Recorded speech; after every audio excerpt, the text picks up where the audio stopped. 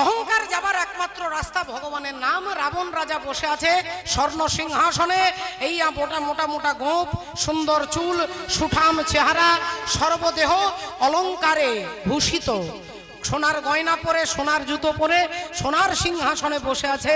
একটা হাতের ওপরে আরেকটা হাত দিয়ে, একটা পায়ের ওপরে আরেকটা পা তুলে রাবণ রাজা চিৎকার করে বলছে তার মহানত্বের কথা, বীরত্বের কথা। রাধে রাধে। হরি হরি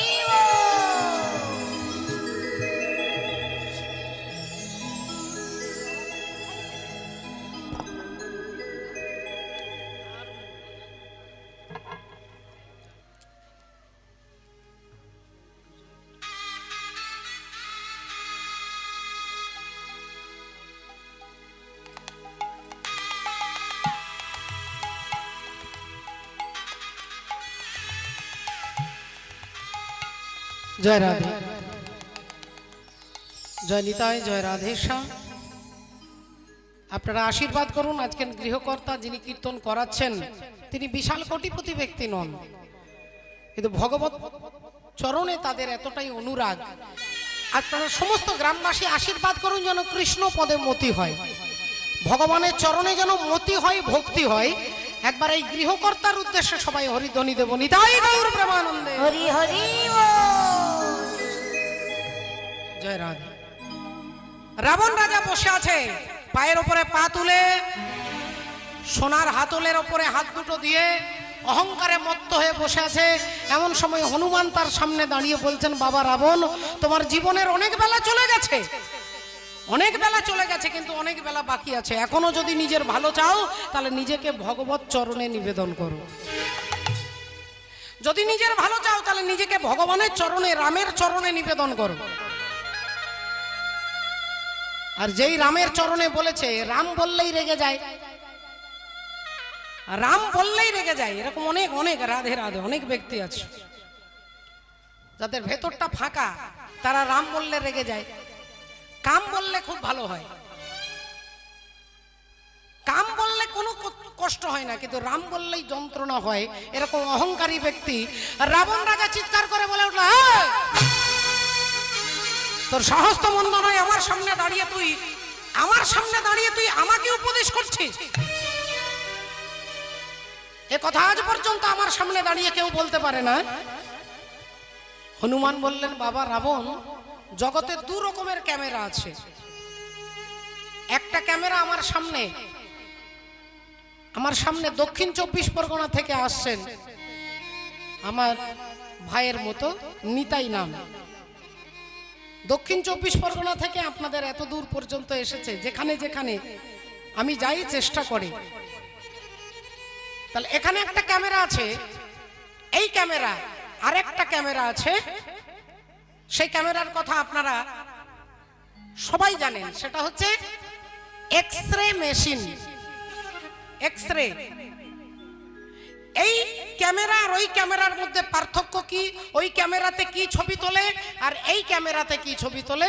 বলে এই ক্যামেরাতে আমি কেমন কাপড় পরেছি, কেমন চুল বেঁধেছি, কেমন দাঁড়িয়েছি, কেমন নাচ করছি, আমার বাইরের দৃশ্যটা এই ক্যামেরাতে ধরা পড়বে।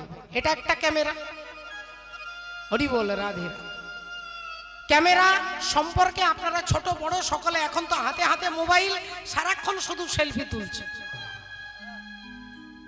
এটা 3 বছরের ছেলেও জানে সেলফি কাকে বলে। তাহলে মোবাইলে ক্যামেরা আছে, ক্যামেরাতে আপনি ছবি তুলছেন। নতুন বিয়ে হয়েছে, ছেলে বৌমা ছেলেকে বলছে যে একটু দাঁড়িয়েছেন আজকে বিয়ের দিন, একটু ভালো করে হাসুন, কারণ আজ থেকে বিয়ে করেছেন তো আজ জীবনে কোনোদিন হাসতে পারবেন না, এটাই শেষ হাসি। এরপরে কানতে কানতে জীবন যাবে আর। তাহলে এটা একটা ক্যামেরা যেটা আমার বাইরের ছবিটাকে তুলে ধরে। আর এক্সরে মেশিন বলে সেটাও একটা ক্যামেরা। সেটা কি দেখেন, আপনি কি কালারের কাপড় পরেছেন, কি ওড়না দিয়েছেন, কি চুল বেঁধেছেন, ওই ক্যামেরা দেখবে না। ক্যামেরা আপনার দেখবে আপনার ভেতরের হাড়টা, কত নম্বর হাড়টা ভেঙে গেছে, ফ্র্যাকচার হয়ে গেছে, মুচকে গেছে, ফেটে গেছে, আপনার সেই ভেতরের ছবিটাকে কিন্তু তিনি তুলবেন। তাহলে এক্সরে মেশিন আপনার বাইরেটা দেখবে না, ভেতরটা দেখবে। আর এই ক্যামেরা আপনার বাইরেটা দেখবে, আপনার ভেতরে কটা হাড় ফেটে গেছে এর জানার দরকার নেই। হনুমান বলছে এতদিন যার যার সঙ্গে আপনার দেখা হয়েছে এরা সব বাইরের ক্যামেরার সঙ্গে আপনার দেখা হয়েছে, যারা আপনার ওপর থেকে শুধু প্রশংসা করে, আপনাকে তেল দেয়, আপনাকে তেল দিয়ে চলে, এরা আদৌ কেউ আপনাকে ভালোবাসে না। আপনাকে সবাই তেল দিয়ে চলে, তাই তেলের এত দাম বেড়ে গেছে বাবা,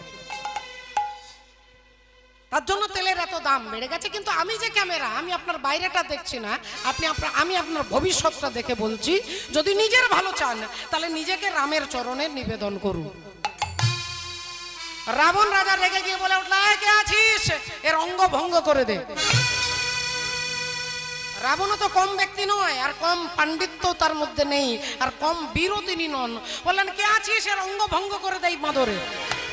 এখন হনুমান ভাবছে অঙ্গ মানে শরীর ভঙ্গ মানে ভাঙা, তাহলে হয় আমার হাত ভেঙে দেবে, নইলে কোমর ভেঙে দেবে, নইলে ঘাড় ভেঙে দেবে, নইলে পা ভেঙে দেবে। তাহলে এক কাজ করি, যে কোনো কাজটা যদি সোজা আঙুলে ঘি না ওঠে, আঙুলটা বাঁকা করতে হয়, তাহলে আমিও কায়দা করে চলবো। হনুমানও কি করলেন, তার লেজটাকে ডান হাত দিয়ে তুলেছে, আর ডান হাত দিয়ে নিজের লেজটাকে তুলে রাবণকে দেখাচ্ছে আর ঘোরাচ্ছে, লেজটাকে ঘোরাচ্ছে, লেজটাকে কখনো ঘুরিয়ে ঘুরিয়ে বারবার নিজের লেজটাকে দেখছে, কখনো লেজটাকে ধরে চুমু খাচ্ছে, রাবণকে দেখিয়ে দেখিয়ে লেজটাকে দেখে কখনো চোখে ছোঁয়াচ্ছে, কখনো মাথায় ছোঁয়াচ্ছে, বারবার চুমু খাচ্ছে। রাবণ ভাবলো, আচ্ছা লেজটাকে এত আদর করছে, তার মানে লেজটাকে খুব ভালোবাসে, তাহলে উইক পয়েন্টে আঘাত করতে হবে, যেখানে দুর্বলতা সেখানে আঘাত। তাহলে এক কাজ করো, ওর হাত পা ভেঙে দিয়ে কিচ্ছু লাভ নেই, ওর লেজে আগুন ধরিয়ে দাও। যেই বলেছে লেজে আগুন ধরিয়ে দিতে, অমনি যারা ছুটছিল অঙ্গ ভঙ্গ করবার জন্য, তারা আবার পিছনে ছুটছে বাড়ি। আগুন ধরিয়ে দিতে বলছে, তাহলে কাপড় আর তেল আনতে হবে। নিজের নিজের বাড়ি গিয়ে কেউ মায়ের কাপড়, কেউ দিদির কাপড়, কেউ স্ত্রীর কাপড়, একটা করে কাপড় আর বাটিতে একটু করে তেল, কেউ কর্পূর, কেউ ঘি, সব নিয়ে ছুটছে। হনুমানের লেজে কাপড় আর ঘি জড়াচ্ছে, তেল দিচ্ছে আর কাপড় জড়াচ্ছে।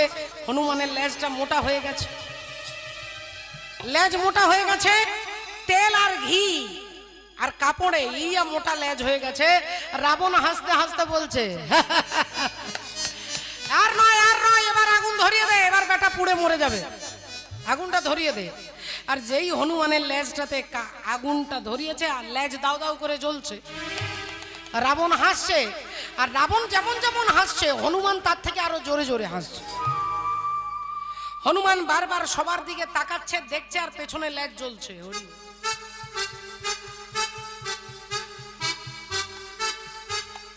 রাবণ বললেন, কি ব্যাপার, লেজে আগুন ধরিয়ে দিলাম, এক্ষুনি 10 মিনিট পরে পুড়ে মারা যাবে, এ সবার দিকে ঘুরে ঘুরে তাকাচ্ছে আর হাসছে। রাবণ বললে, আরে এদিকে তাকাচ্ছিস, ডাইনে বামে, এরা কেউ তোকে বাঁচাবে না, এরা সব আমার লোক, এরা সব আমার লোক, তাই এদের দিকে তাকিয়ে সাহায্য চাইলে কিচ্ছু লাভ হবে না। হনুমান বললেন, না না, সাহায্যের জন্য আমি তাকাচ্ছি না, আমি দেখে নিলাম কারা কারা চাঁদা দিয়েছে, তাদেরকে প্রসাদ দিতে হবে। আর যারা যারা চাঁদা দিয়েছে তাদেরকে প্রসাদ দেব। কি চাঁদা দিয়েছে না, যাদের যাদের বাড়ি থেকে তেল আর কাপড় এসেছে, তার ঘরে আমি একটু একটু করে আগুন দিয়ে যাবো। প্রসাদ তো দিতে হবে, চাঁদা দিলে তো প্রসাদ দিতে হয়। যারা যারা তেল আর কাপড় দিয়েছে তার ঘরে আগুন পৌঁছে দেবো, চিন্তা নেই। আমি দেখে নিলাম কারা চাঁদা দিয়েছে আর কারা দেয়নি। এখানে সবাই দিয়েছে, একজন দেননি, আর সেই একজন হচ্ছে ভক্ত বিভীষণ। সেই ভক্ত বিভীষণ, যার বাড়ি থেকে তেল আর কাপড় আসেনি, তার ঘরটা বাদ দিয়ে আর গোটা সবার বাড়িতে কিন্তু আগুন ধরেছিল বাবা, দাউ দাউ করে আগুন জ্বলেছিল। কিসের আগুন? বলে হিংসার আগুন। আজ আমাদের ঘরে ঘরে আগুনটা জ্বলছে, পিতা পুত্রের দ্বন্দ্ব, ভাইয়ে ভাইয়ে দ্বন্দ্ব, শাশুড়ি বৌমার দ্বন্দ্ব, পাড়ায় পাড়ায় দ্বন্দ্ব, গ্রামে গ্রামে দ্বন্দ্ব, দেশে দেশে দ্বন্দ্ব, চারিদিকে অশান্তির আগুন জ্বলছে। এই যে অশান্তির আগুন দাবানল জ্বলছে, কার বাড়িতে আগুন জ্বলবে না? যিনি মনে করে আমার বাড়ি, অহংকার, আমার বাড়ি, আমার ছেলে, আমার মেয়ে, আমার জামাই, আমার নাতি, বলে তার ঘরে অশান্তির আগুন জ্বলবে। আর যিনি মনে করেন ঘরটা আমার ঘর নয়, ঘরটা প্রভু তোমার ঘর। বিভীষণের ঘরে লেখা আছে ভগবানের রাম নাম, রাম নাম লেখা আছে। অনেক বাড়িতে দেখবেন বাড়ির গেটে লেখা থাকে এসো মা দুর্গা বসো ঘরে, দুর্গা দেবীর নাম লেখা থাকে। আবার অনেকের বাড়িতে লেখা থাকে এই বাড়িতে কেউ ঢুকবেন না, কুকুর হইতে সাবধান। তার মানেটা একটা মানে এটাও বোঝাচ্ছে যে ঘরে যারা থাকে তারা কুকুর, এটাও হতে পারে। বিভীষণের ঘরে লেখা আছে ভগবানের নাম, রাধে শ্রীরাম जानकी बैठे हैं मेरे सीने में, श्री राम जानकी बैठे हैं मेरे सीने में, श्री राम जानकी बैठे हैं मेरे सीने में, श्री राम जानकी बैठे हैं मेरे सीने में। देख लो मेरे दिल के नगीने में, देख लो मेरे दिल के नगीने में, श्री राम जानकी बैठे हैं मेरे सीने में, जानकी बैठे हैं मेरे सीने में।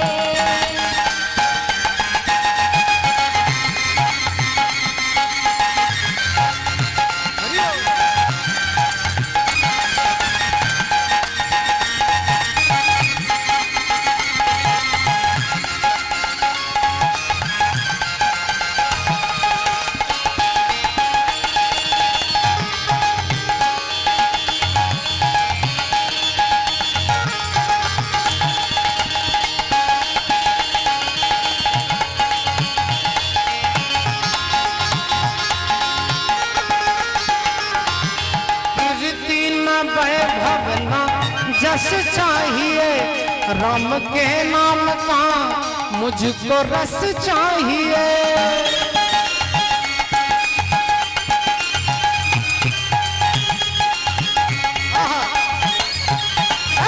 मुझको कीर्ति न वैभव न जस चाहिए, राम के नाम का मुझको रस चाहिए। सुख मिले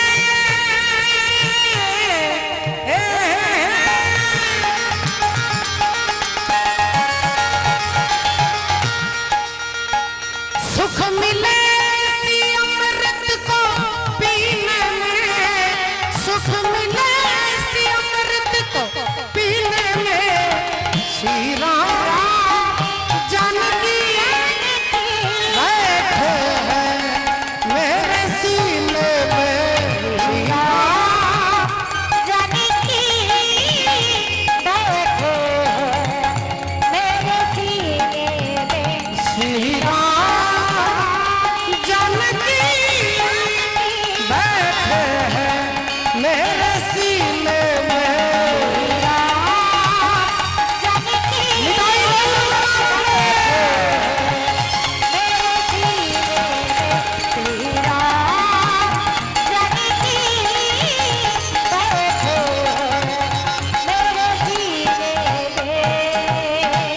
তাই আজকে চৈতন্য ভগবান যাচ্ছেন সামনের দিকে, তাকাচ্ছেন পেছনের দিকে। পেছনে কি আছে? সুরধ্বনি গঙ্গা। আজি সুরধ্বনি পানে গোরা ঘন ঘন চাহে, সুরধ্বনি পানে গোরা ঘন ঘন চাহে, সুরধ্বনি পানে গোরা, সুরধ্বনি পানে গোরা ঘন ঘন চাহে। নাগত মনের কথা পড়ে গেল, নাগত মনের কথা পড়ে গেল মনে, নাগত মনের কথা পড়ে গেল মনে, নাগত মনের কথা পড়ে গেল মনে।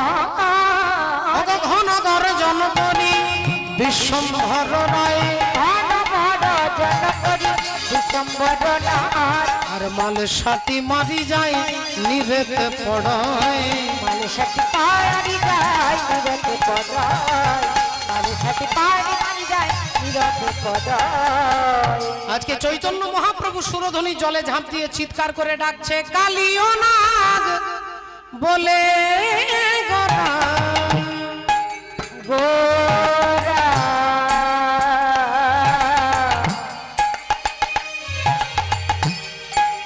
গোরা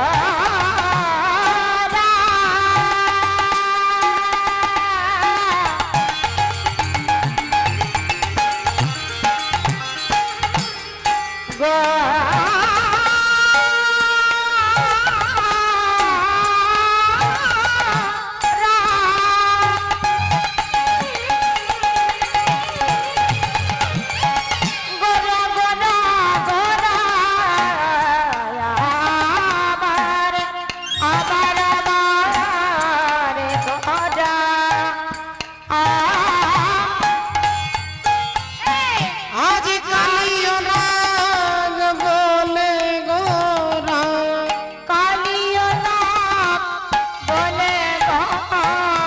গোরাই আবার ডাকিতে লাগিল বলি ডাকিতে লাগিল গৌর আমার ডাকিতে লাগিল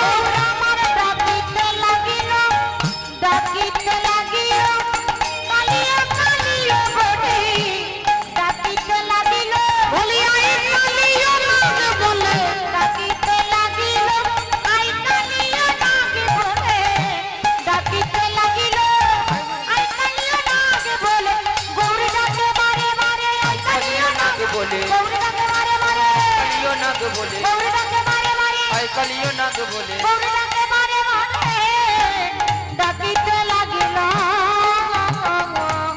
আজি ডাকিতে লাগিল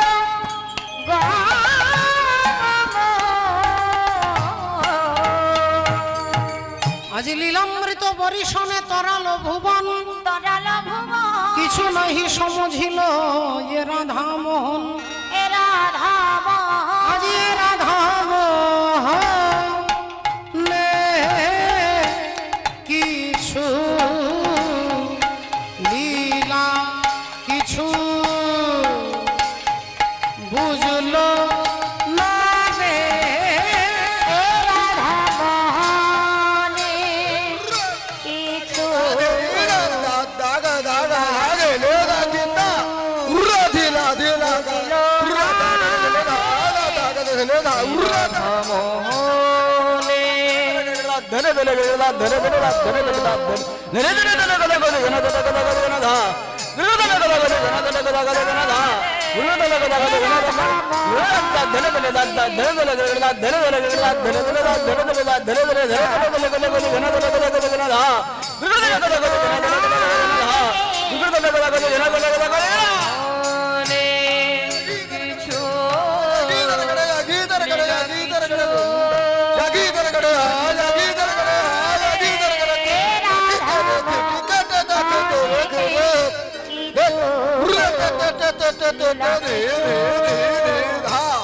বুঝলো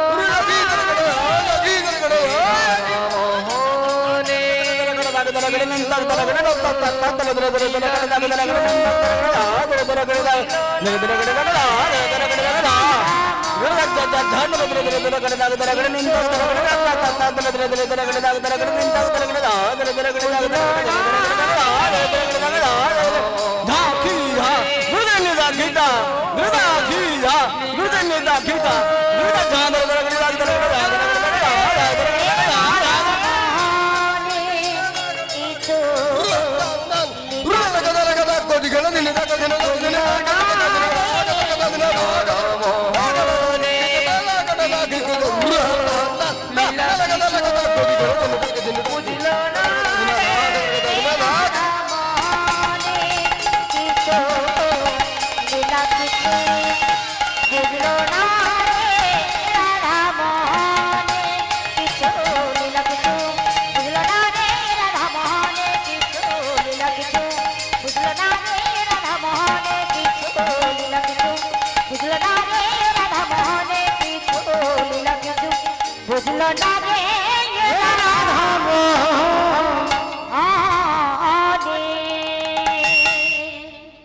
জয় জয় জগৎগুরু জগদি গুরু তুমি বাঞ্ছা কল্পতরু কল্পতরু সিক্ত কর তপ্ত মরু করুণা তোমার করুণা তোমার তুমি মাতা তুমি পিতা তুমি জগতের ত্রাতা কেহ নাই তোম ভিন্ন যার কেহ নাই তোমার ভিন্ন।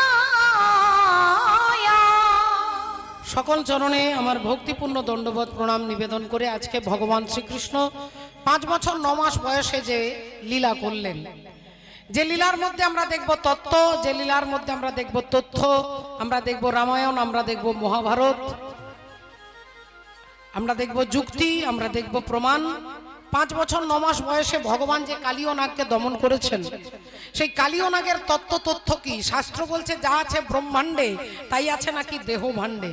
এই দেহের মধ্যেও একটা নাকি কালীয় নাগ আছে। ভগবান কালীয় নাগকে দমন করবেন। আমরা আমাদের দেহে যে কামরূপী কালীয় নাগ, যে কামরূপী কালীয় নাগ আছে, এই কালীয় নাগটাকে কিভাবে আমরা দমন করব, ভগবান লীলার মধ্যে আমাদেরকে সেই